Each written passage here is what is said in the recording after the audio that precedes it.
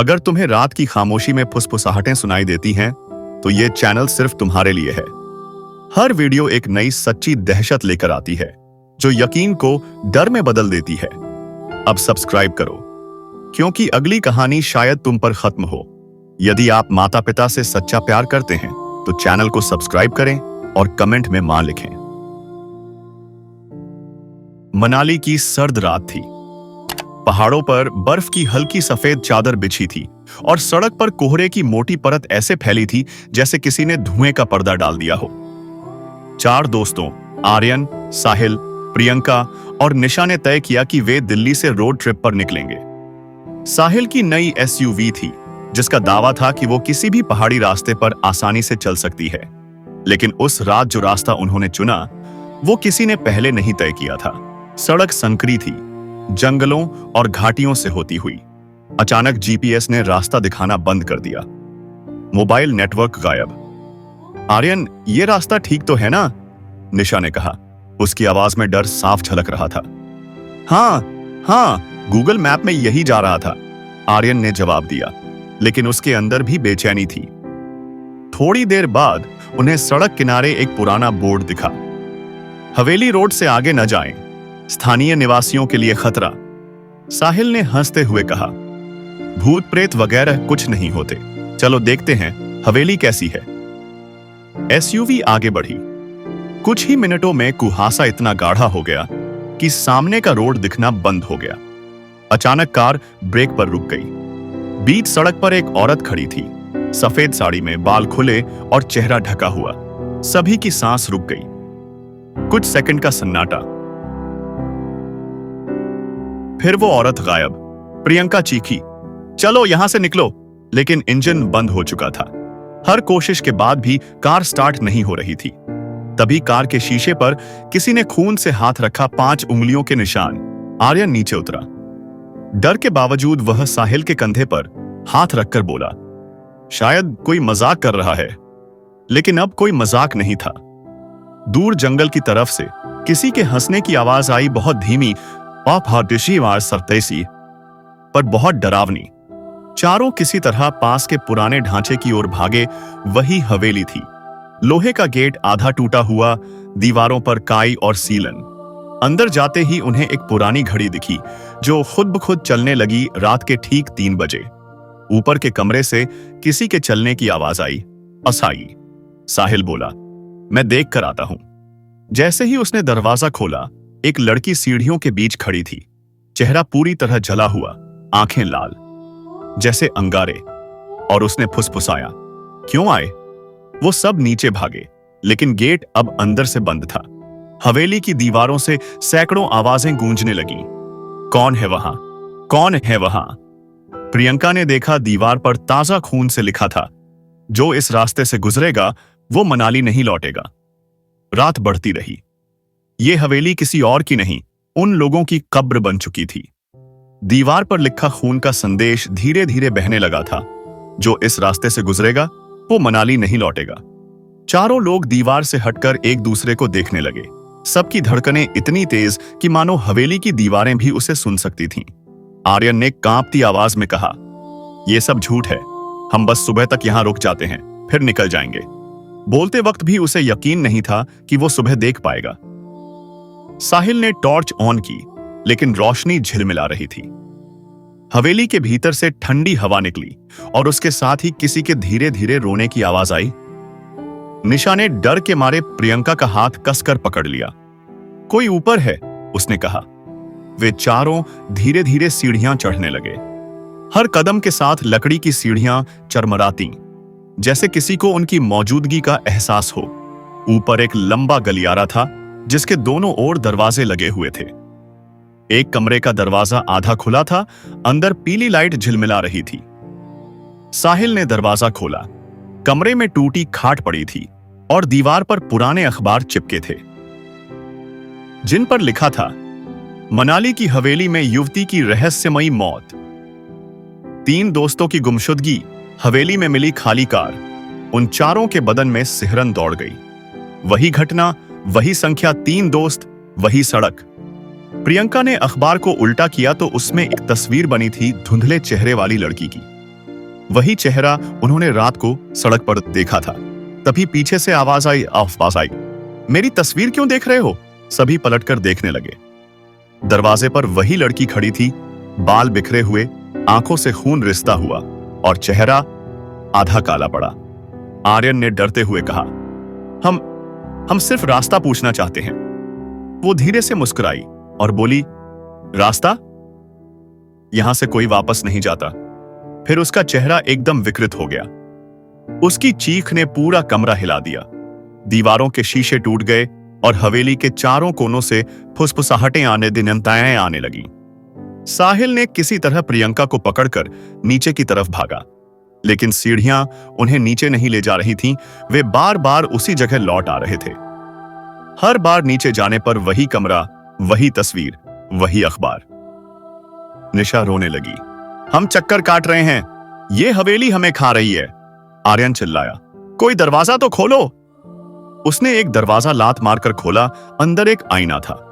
उस आईने में चारों का अक्स दिख रहा था, लेकिन एक अक्स पांचवां भी था। वही लड़की उनके बीच खड़ी। आईने में उसने कहा, अब तुम मेरे साथ रहोगे। अचानक आईना फट गया। कांच के टुकड़े हवा में तैरते हुए उनके चेहरे को काटने लगे। साहिल जमीन पर गिरा, उसके माथे से खून बहने लगा।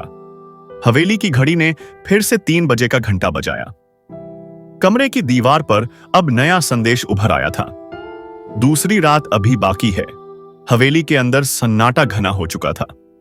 दीवारें अब भी वही पुराना संदेश दोहरा रही थीं, दूसरी रात अब भी बाकी है। आर्यन के कपड़े खून से सने थे।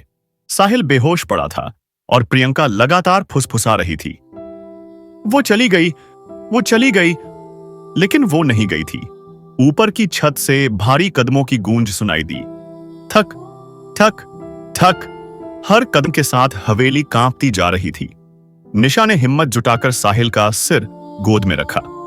हमें किसी तरह सुबह होने से पहले यहां से निकलना होगा, उसने कहा। आर्यन ने तीसरे कमरे का दरवाजा खोला। अंदर दीवारों पर 4 नाम लिखे थे, ताजा खून से। आर्यन, साहिल, प्रियंका, निशा। उनके नाम वहां कैसे आए? आर्यन ने कांपते हुए उंगली से दीवार छुई। खून अभी गर्म था। अचानक पूरे कमरे की हवा बदल गई। झिलमिलाती मोमबत्तियां खुद ब खुद बुझ गईं और कमरे में 4 कुर्सियां उभर आईं, पुरानी लकड़ी की, जिन पर किसी ने नाम खुदे हुए थे। ये देखो, निशा बोली, हर कुर्सी पर हमारे नाम हैं। प्रियंका धीरे धीरे पीछे हटने लगी, लेकिन उसके पीछे की दीवार हटी और वहां एक छोटी बच्ची खड़ी थी, जो आंखें रस्सी से बांधे हुए खून से सनी गुड़िया पकड़े थी। वो बोली, मां कहती थी कोई मत अंदर आना, अब बहुत देर हो चुकी है। उसी वक्त साहिल ने सांस खींची और अचानक जाग उठा। उसकी आंखें अब वैसी नहीं थीं, काली, गहरी, बिल्कुल खाली। आर्यन ने उसे हिलाया। भाई तू ठीक है ना? साहिल ने बिना बोले मुस्कुराकर कहा। अब तू नहीं बचेगा। उसने आर्यन का गला पकड़ लिया। उसके हाथ अजीब ठंडे थे, जैसे बर्फ के बने हों।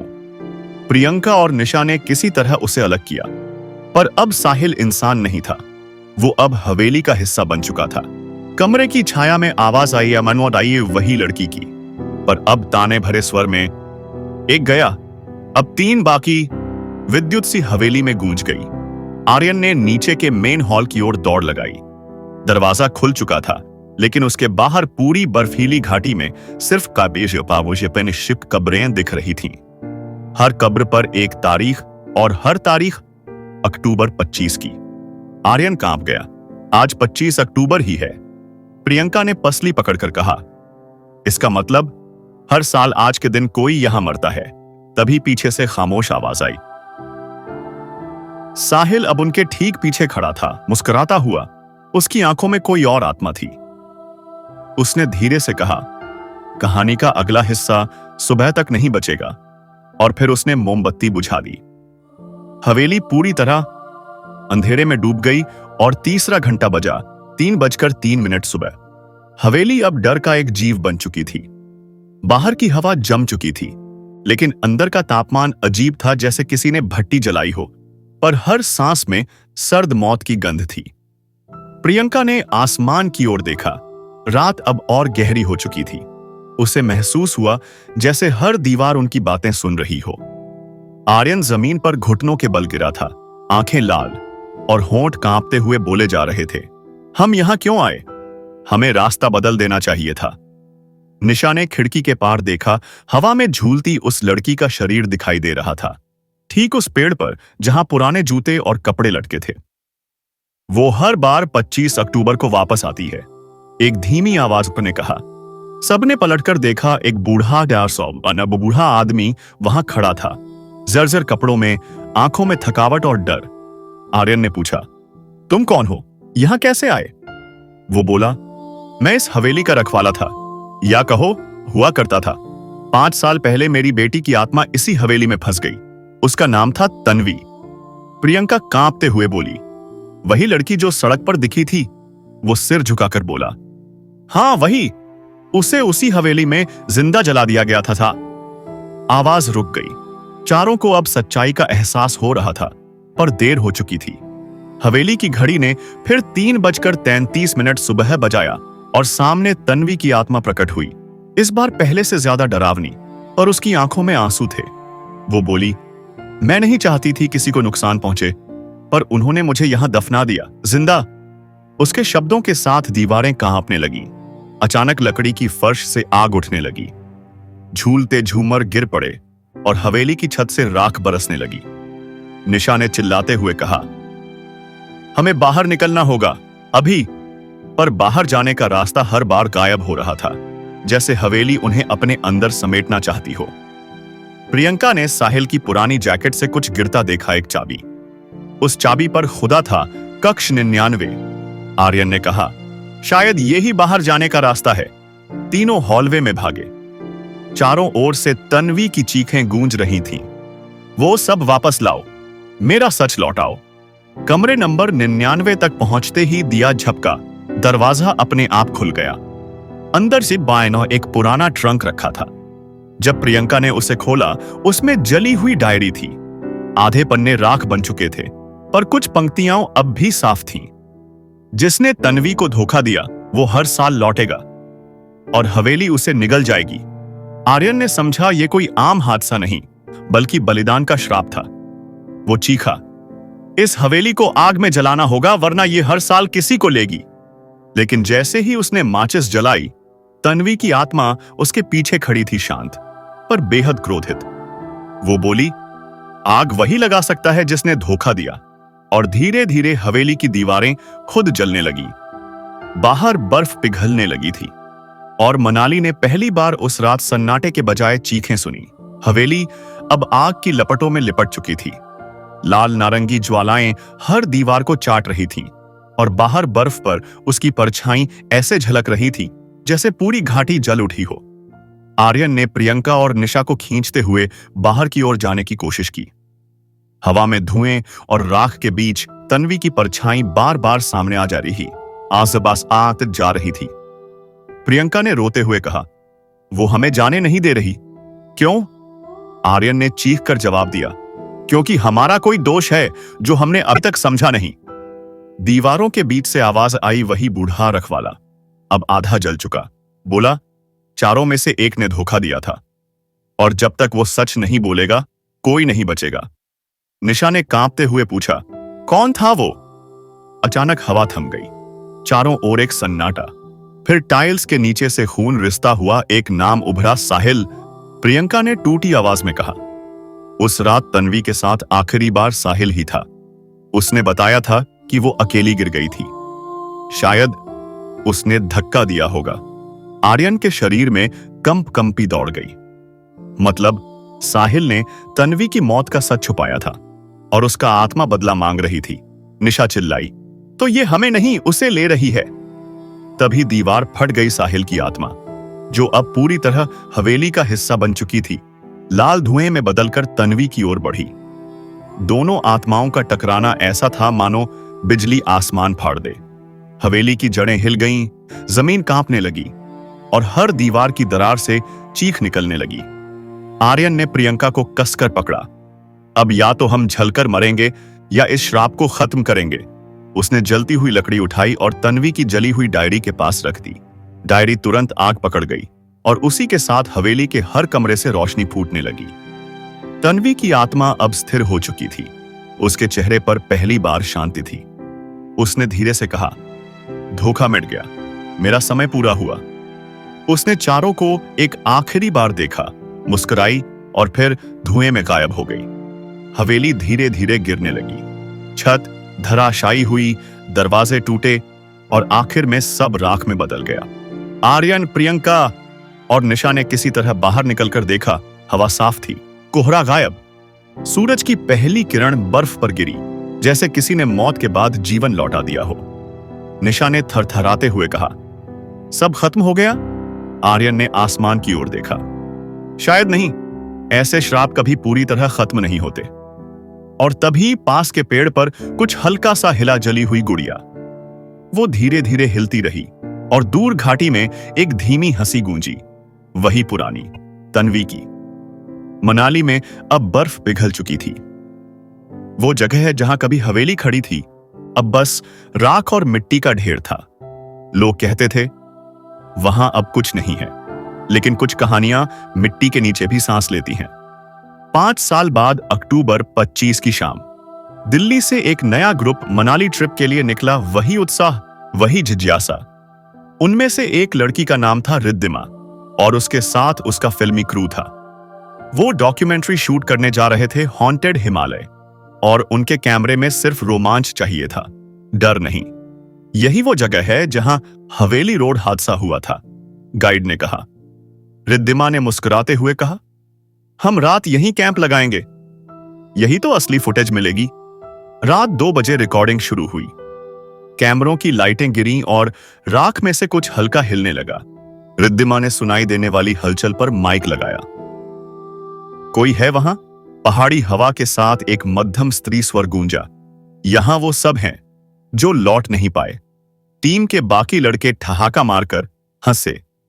कमेंट्री रिकॉर्ड हो रही है, शानदार साउंड इफेक्ट, लेकिन कैमरा फुटेज में कोई साउंड इफेक्ट नहीं था।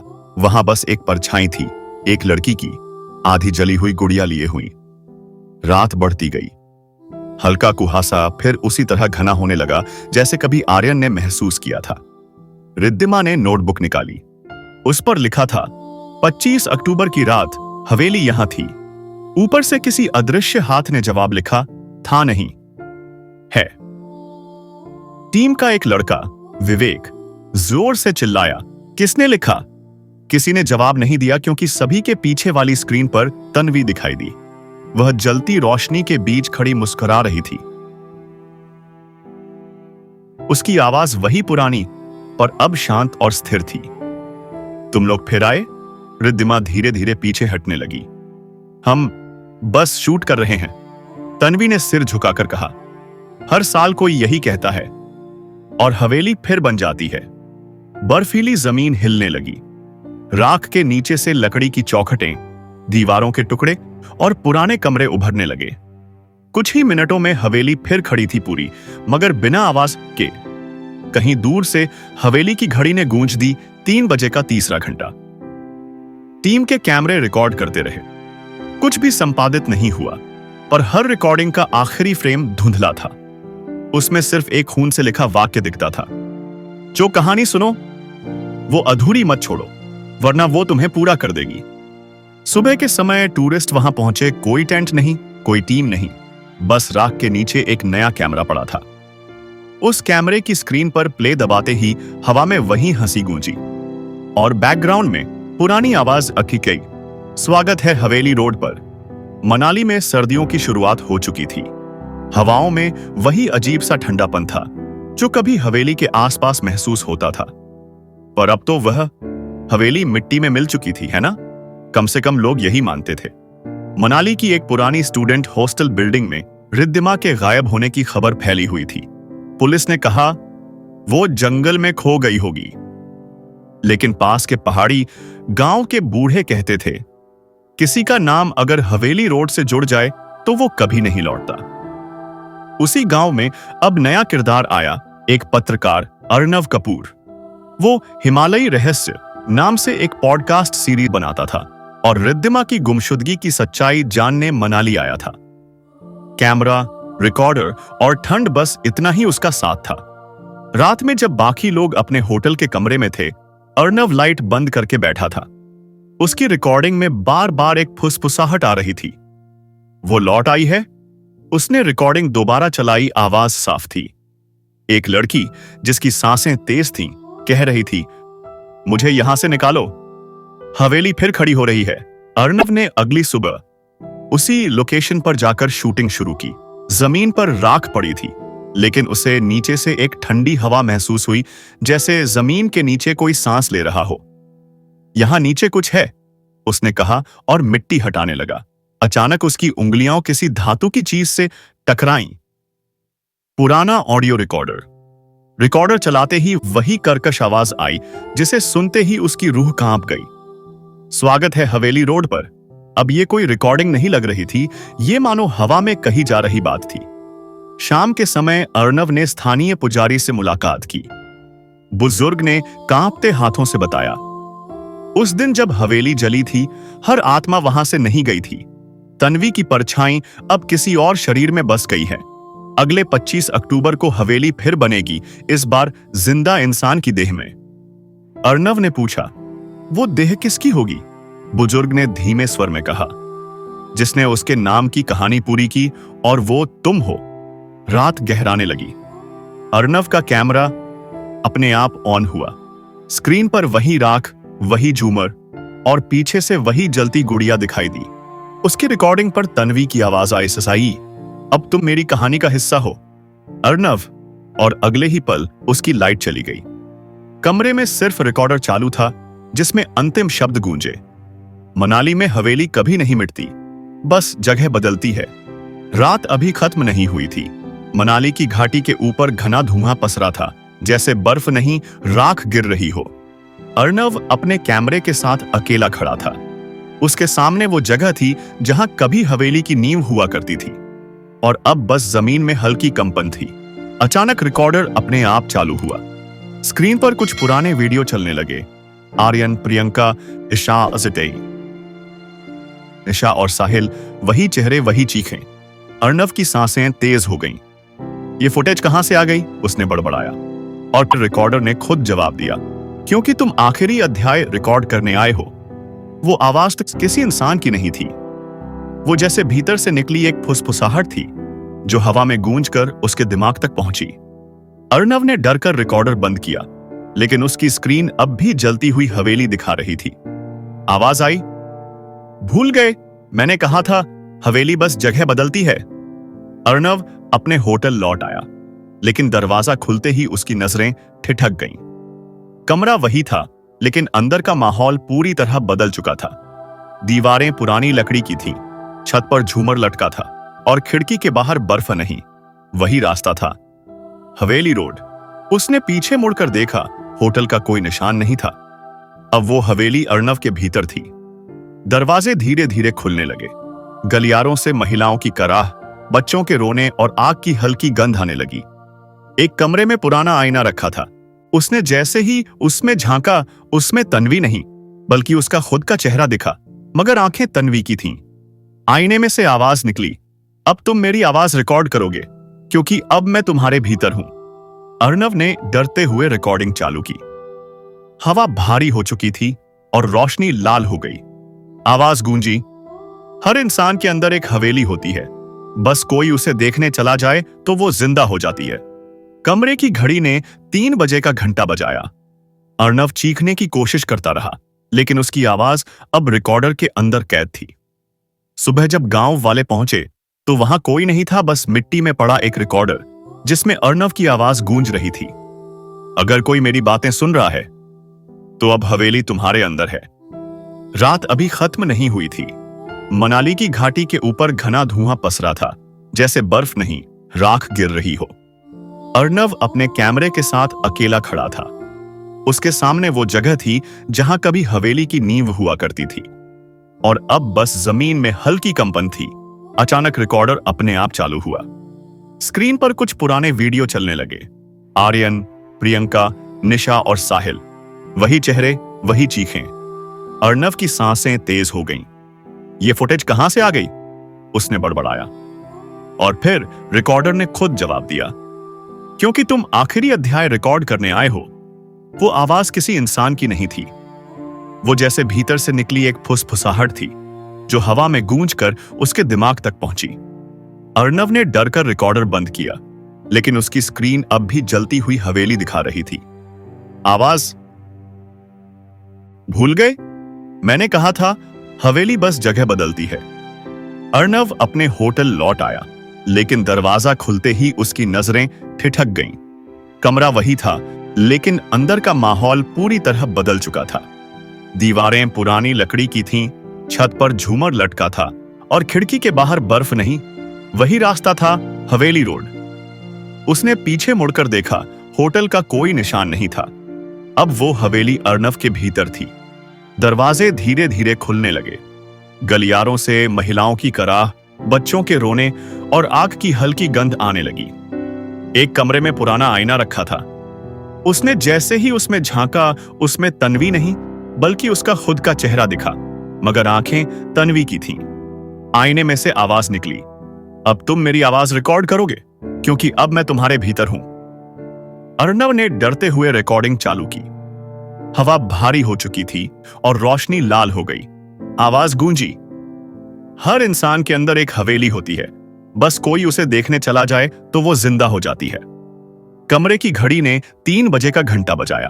अर्नव चीखने की कोशिश करता रहा, लेकिन उसकी आवाज अब रिकॉर्डर के अंदर कैद थी। सुबह जब गांव वाले पहुंचे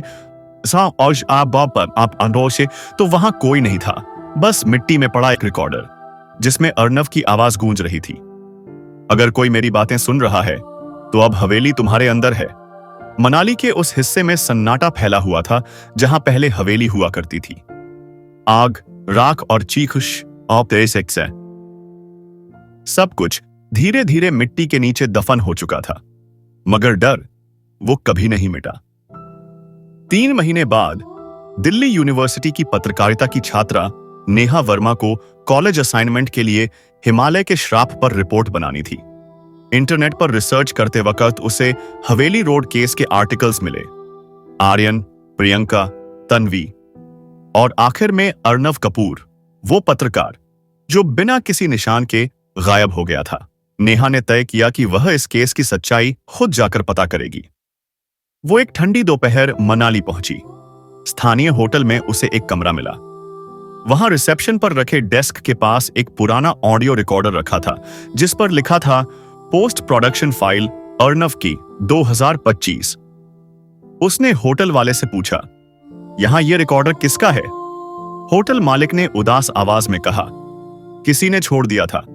जब से यह रखा है, रात में आवाजें आती हैं। नेहा ने रिकॉर्डर उठा लिया। पत्रकार के लिए डर से ज्यादा जिज्ञासा जरूरी होती है। रात को उसने रिकॉर्ड प्ले किया। अंदर से आवाज आई और सवाल आई, अगर तुम ये सुन रही हो तो अब हवेली तुम्हारे भीतर है। नेहा ने चौंक कर रिकॉर्डर बंद किया, लेकिन तब तक कमरे की खिड़की खुल चुकी थी। हवा अंदर आई और उसके साथ राख की हल्की गंध। आईने पर धुंधली लिखावट उभर आई, स्वागत है नेहा। उसने मोबाइल से फुटेज रिकॉर्ड करनी चाहिए, पर कैमरे में अपना चेहरा दिखने के बजाय स्क्रीन पर किसी और की परछाई दिखाई दी। तन्वी की जलती आंखें और काटी हुई मुस्कुराहट। मोबाइल के स्पीकर से वही आवाज निकली, तुम वह होगी जो मेरी कहानी पूरी करेगी। नेहा ने डरकर रिकॉर्डर खिड़की से बाहर फेंका, पर गिरने की आवाज नहीं आई। नीचे झमाका, जमीन पर रिकॉर्डर नहीं, एक दरवाजा था जो अचानक खुल गया। नीचे सीढ़ियां थीं, अंधेरी लंबी, और आखिर में वही पुराना गलियारा जहां दीवारों पर आर्यन और साहिल के नाम लिखे थे। वो कांपती हुई नीचे गई। घड़ी फिर 3 बजे पर थी। चारों ओर मोमबत्तियां जल उठीं। दीवारें खुद बोलने लगीं। कहानी वही शुरू होती है जहां डर खत्म होता है। तन्वी की बनावट छाया से उभरी। उसके हाथ में वही जली गुड़िया थी। वो धीरे से बोली, अब मैं मिट नहीं सकती क्योंकि तुम मेरा वारिस बन गई हो। नेहा पीछे हटने लगी, मगर उसके अपने चेहरे पर तन्वी की परछाई उतर आई। दोनों आवाजें मिल गईं। आईने में देखा, अब वहां तन्वी नहीं, नेहा की आंखें वही थीं, लाल और जलती हुई। रात के अंत में होटल की घंटी अपने आप बजी। होटल मालिक नीचे आया तो कमरा खाली था। बस दीवार पर लिखा था, अगली रिपोर्ट जल्द आएगी। हवेली फिर लौट रही है। दिल्ली, 3 महीने बाद। सोशल मीडिया पर एक नया ट्रेंड तेजी से वायरल हो रहा था, हैवेली रोड चैलेंज।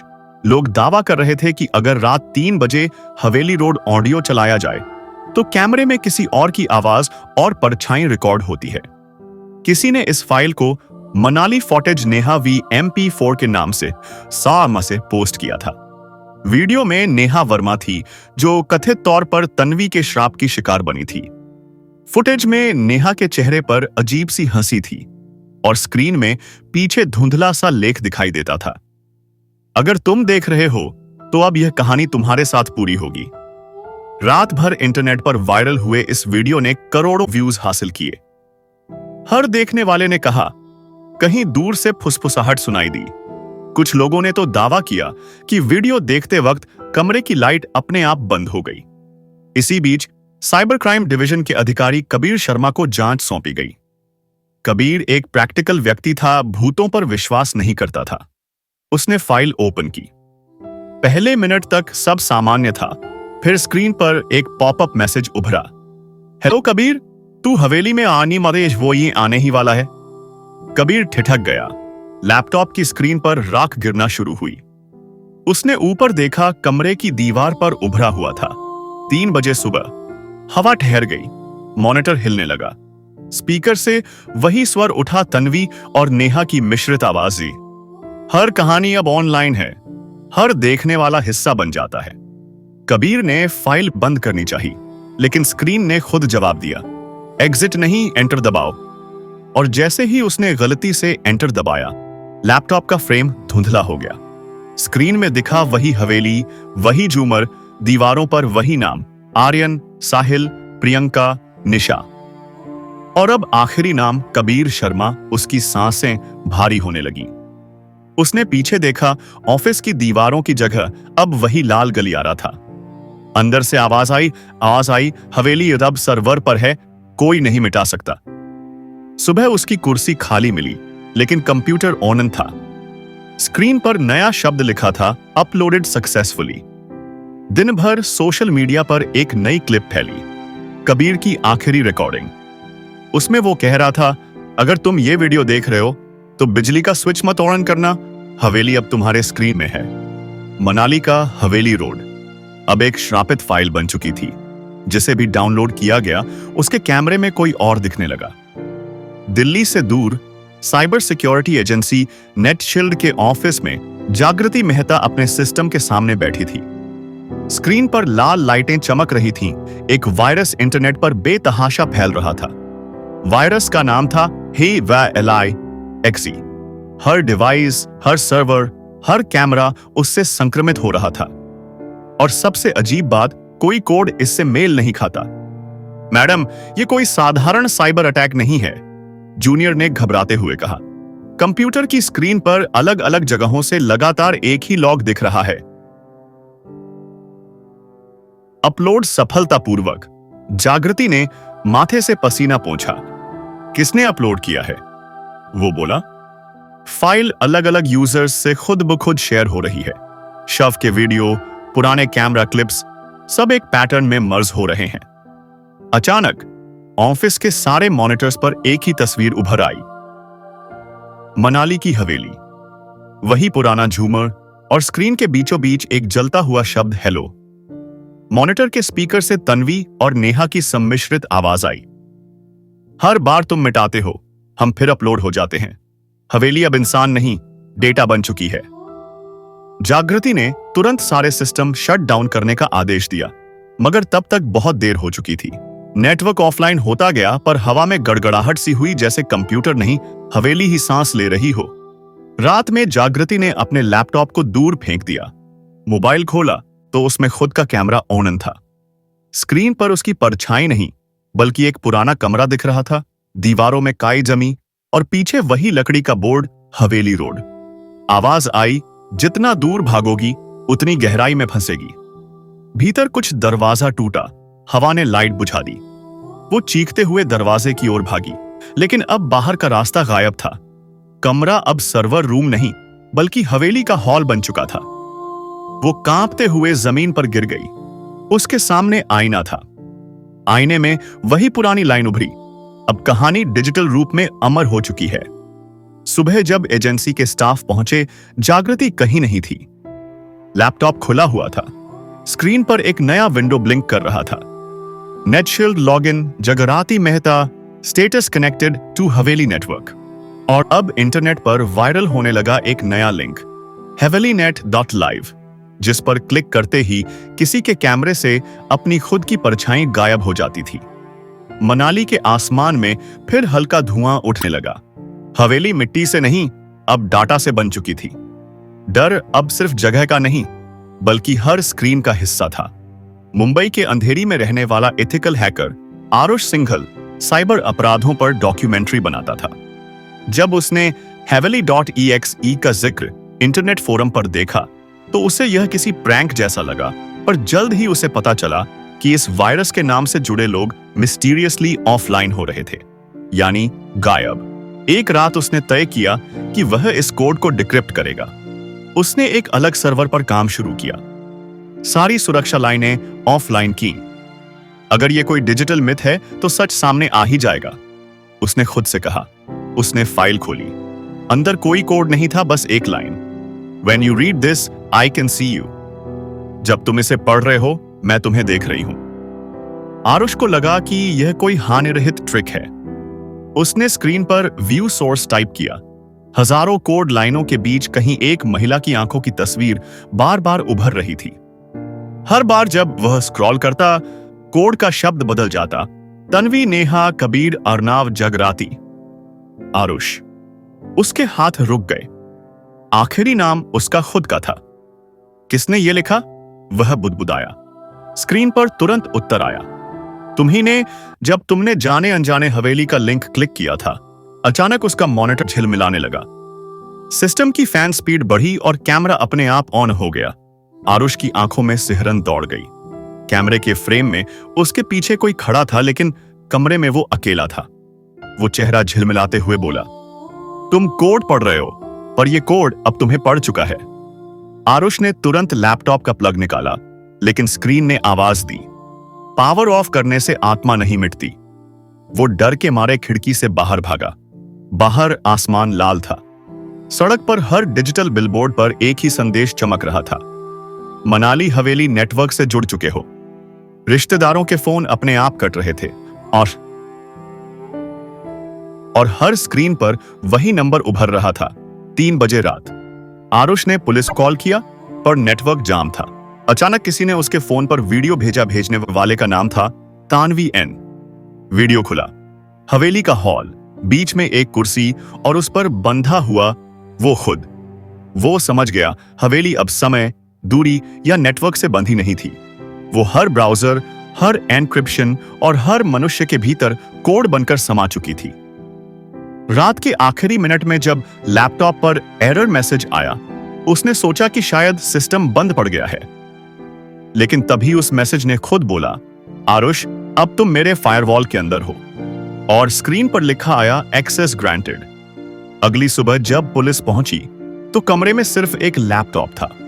उस स्क्रीन पर एक नया नाम जुड़ा था, user _13 Aarash Singhal, status online. Himalaya की ऊंचाइयों में धर्मकोट गुफा के अंदर स्वामी विवेकानंद जी नाम का एक रहस्यमय साधु ध्यान में लीन था। वो दुनिया से कटा हुआ जीवन जीता था, कोई मोबाइल, कोई इंटरनेट, कोई आधुनिक संपर्क नहीं। लेकिन पिछले हफ्ते से उसके ध्यान में बार बार एक विचार आ रहा था, डिजिटल अशांति।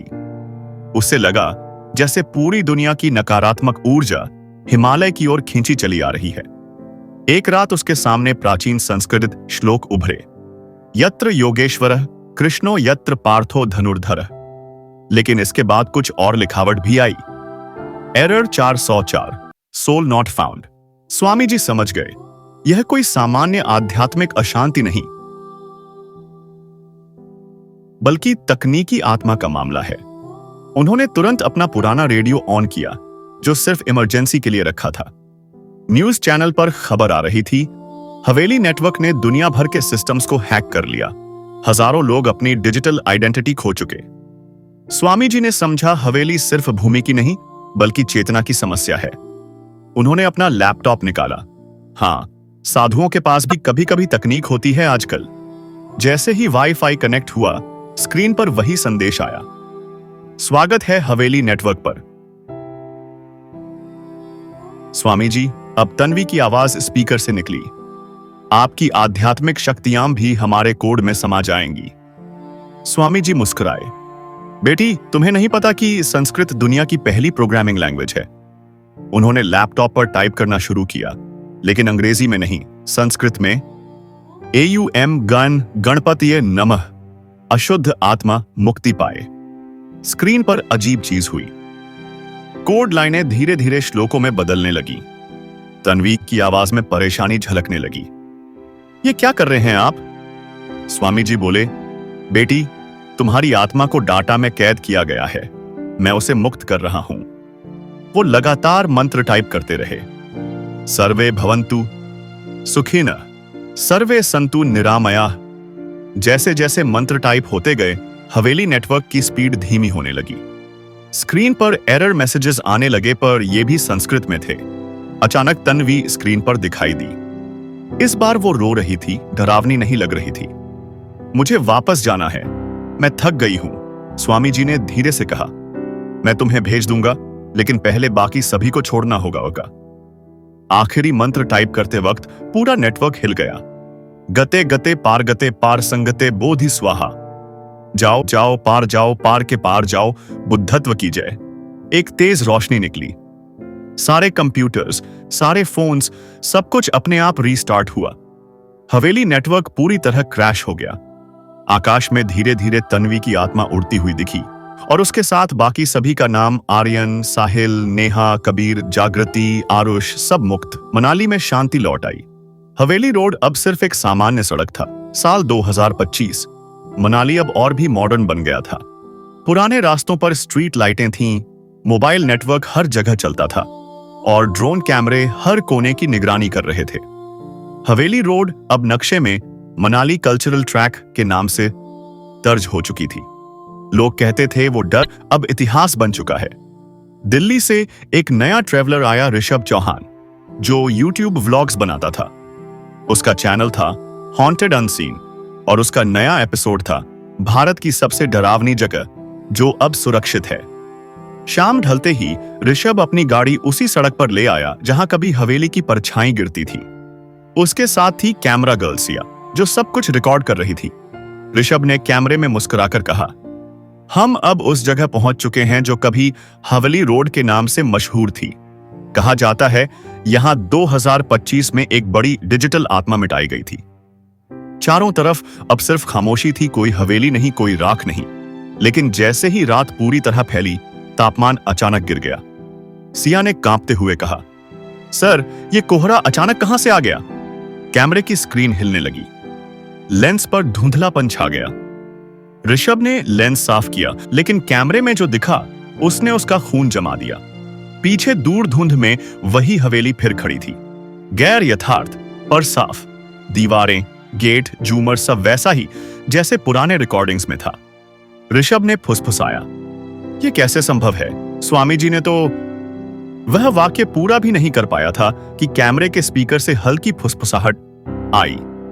स्वागत है, नई कहानी शुरू होती है। सिया ने डर के मारे कैमरा गिरा दिया। चारों ओर फोन की लाइट्स अपने आप ऑन हो गईं, और हर स्क्रीन पर वही पुराना संदेश चमकने लगा, हवेली नेटवर्क रिकनेक्टेड। अब हवा में फिर राख की गंध थी।